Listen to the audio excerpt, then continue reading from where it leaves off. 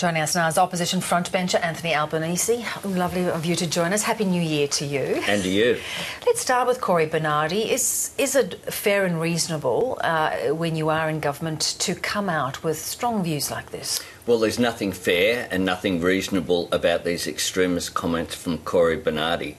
He says that he's pro-freedom, but he's against women's right to control their own bodies. He says he's pro-religion, but he's against any religion that isn't the same as his. He says he's pro-individual rights, but in his advocacy of work choices, he would take us back to the Howard era that saw division in the workplace and saw workers discriminated against and rights being taken away. He says he's pro-family, but he's against any family that doesn't resemble his depiction of what a family is. This is an offensive contribution to the policy debate. He's a confidant of Tony Abbott, and it's up to senior government members from Tony Abbott down to dissociate themselves if in fact they disagree with Cory Bernardi's agenda. Now, you're not surprised by any of these views?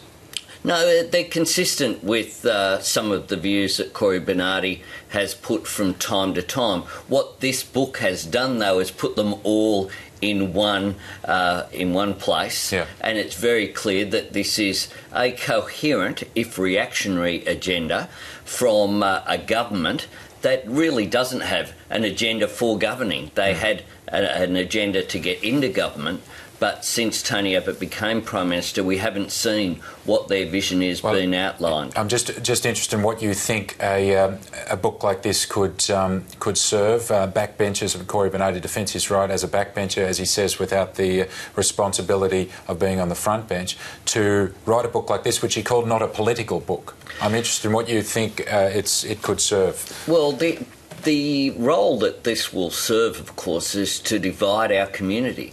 Here in Australia in 2013, we're a diverse community. We're made up of different families, look different around Australia. People have different religions, they have different races, they have different ways of life, and we celebrate our diversity in a multicultural community such as Australia. What this book does is really narrow down that definition, seek to divide and seek to point the finger and say that some families aren't as good as others, some religions aren't as good as others, some lifestyles aren't as good as others, and in terms of its attitude towards women, 50% of society essentially discriminated against if the policies that were put forward in Cory Bernardi's book were actually put into place. Anthony Albanese, he doesn't see them as reactionary, he sees them as well supported. Now, you have been around the trappings of Canberra Parliament House for many, many years. Are they well supported, these views? Well, there are some of these views are more and more commonplace in the modern Liberal Party. That's the problem. There aren't too many Liberals, smaller Liberals left in the Liberal Party. More and more, they are either Conservatives or reactionaries like Cory Bernardi. And the fact that he was a Parliamentary Secretary to the now Prime Minister and a close confidant of the Prime Minister, and only got into trouble last year when he raised comments likening homosexuality to bestiality, mean that really it's now up to Tony Abbott to completely dissociate himself from Mr Bernardi. Mr Bernardi was the lead #1 candidate on the Senate ticket for the Liberal Party in South Australia. These comments, I think, can only do one thing, which is to divide the community. He sees this as an endorsement of his policies because, as he said to me earlier, he was re-elected. Well, he certainly was re-elected. He was re-elected because the Liberal Party and Tony Abbott backed him in to be #1 on the ticket in South Australia. And I think it is now up to Mr Abbott and other senior members to dissociate themselves from these comments. Mr Bernardi was pretty quick to come out of the box condemning Malcolm Turnbull just in recent weeks for stating his views regarding marriage equality in Australia. What we need is more tolerance in Australian political discourse, not the sort of divisive reactionary comments that we see from Mr Bernardi. He was sent to the backbench, though, of the then in opposition. When you say confidant of Mr Abbott, you still think he has the Prime Minister's ear?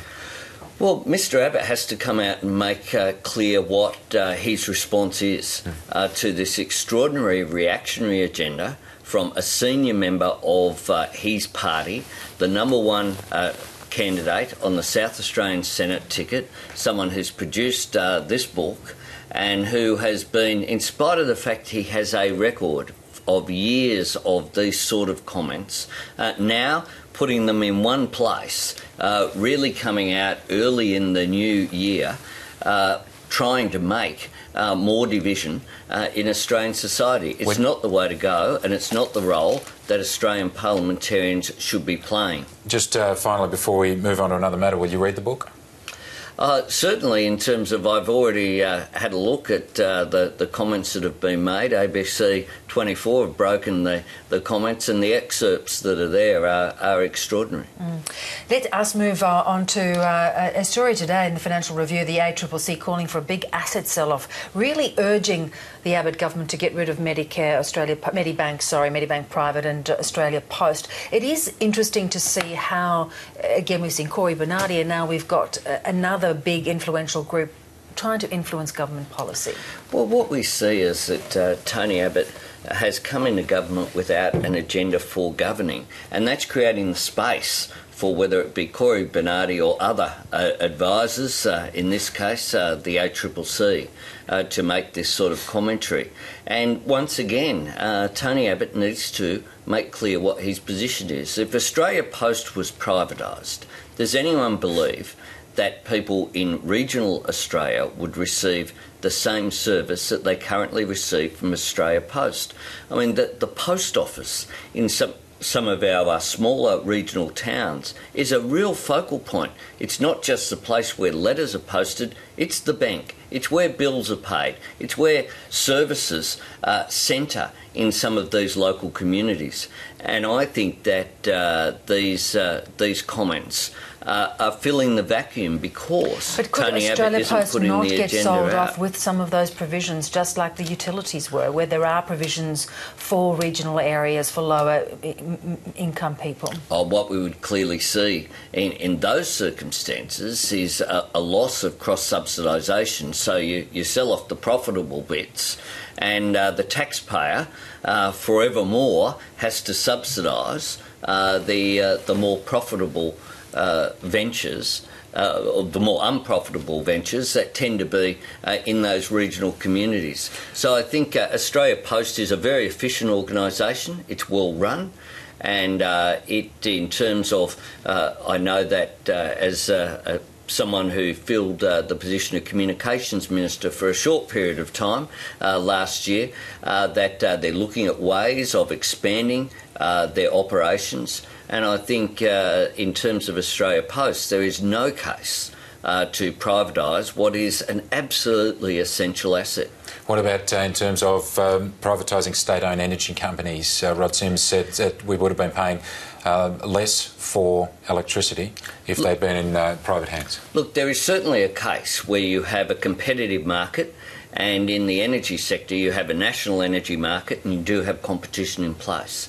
There's a case for releasing that capital essentially on a case-by-case basis, but that's a matter for state governments to have a look at. I'm not ideological in terms of I don't think things should always be public or always be private, but I think that you can't be ideological the other way either and not acknowledge the fact that the public sector and public enterprises can play an absolutely critical role. And I think public enterprises, whether it be Australia Post or the ABC or SBS, play a very important role. But just briefly, do you think he's right when he says that those costs would have been lower? Look, I think what we've seen, well, I don't think that's the argument, actually. In Victoria, they have been quite substantially because lower. What we've seen in New South Wales is a massive over-capitalisation of the energy sector. And that's because of IPART's recommendations about what percentage of reliability should be there, and you've had, I think, a considerable overinvestment in our energy infrastructure that was unnecessary. That's led to a considerable increase in costs being passed on. Medibank Private, though, is a bit of an anomaly in terms of the one out of the box with the rest of the funds privatised. Sure, but there again, what you need to look at when you analyse the potential privatisation is also opportunity cost. What is the foregone revenue that currently the government receives from Medibank Private? What would the consequences of that be over a period of time? And I'm not an expert in that area, but you need to look at a longer-term perspective of these assets, not just what the impact is on a balance sheet over a 12-month period. And I think that once you do that, then quite often it does make sense to have what are profit-making enterprises remain in public hands so that you get that return to the taxpayer that can then be used for social purposes over a period of time. You mentioned the government's had a lack of focus and how it's going to approach the future. How are you feeling at the start of 2014 as the Labor Party put that mess of 2013 behind it? Look, I'm feeling pretty optimistic. I'm feeling optimistic that we have got our act together. We went through a difficult period, there's no doubt about that. But I think in the way that the party conducted itself in the leadership campaign of which I was a part meant that we acted in a mature way. We had real serious policy debate out there that was about how we unite the nation, how the nation moves forward on economic policy and social policy, environmental policy. I mean, that's another thing of Cory Bernardi's book as well. He's got a statement in there talking about how essentially a green agenda, any consideration of sustainability issues takes away from human beings. It's sort of human beings or the environment, as if we don't live in a way which depends upon our natural and our built environment, and as if those factors shouldn't be taken into account. This is really a very negative agenda, and I think it stands in stark contrast to Labor's agenda that's about a strong economy, that's about prioritising jobs, but also about fairness in the workplace, in society, plus sustainability in everything that we do. Is there concern within the Labor government, the Labor opposition now, the Labor Party, that a lot of your achievements in government are going to be dismantled into the future? Well, certainly we're seeing that attempted. I mean, if the new government has a defining characteristic, it's that they're against what we were for. They're not defined by their own agenda, so they're trying to remove everything positive that we did. The national broadband network is essential infrastructure. The changes that we made in terms of taking action on climate change. We do need an emissions trading scheme, is our view. You can't just get rid of a carbon price and pretend that it'll fix itself, pretend that these issues aren't there. The winding back of some of the fairness, that the cuts that we're seeing, whether it be to Aboriginal legal aid, whether it be to community infrastructure, no funding whatsoever for public transport. I've been very disappointed at the cuts that'll be made to infrastructure. Tony Abbott says he wants to be the infrastructure Prime Minister. Well, you can't be that if you're not funding a cent for public transport, you're cutting the national broadband network, and you're actually not increasing the roads budget. What would your headline be for the cricket team? Oh, sensational! It was. I had the privilege of going out there yesterday, wore my pink shirt, and didn't expect it to be over in so soon. On day 3. Lucky you didn't have tickets till today. It was a fantastic effort. Good on you. Thank you very much for joining us. We do appreciate your time. Great to be with you.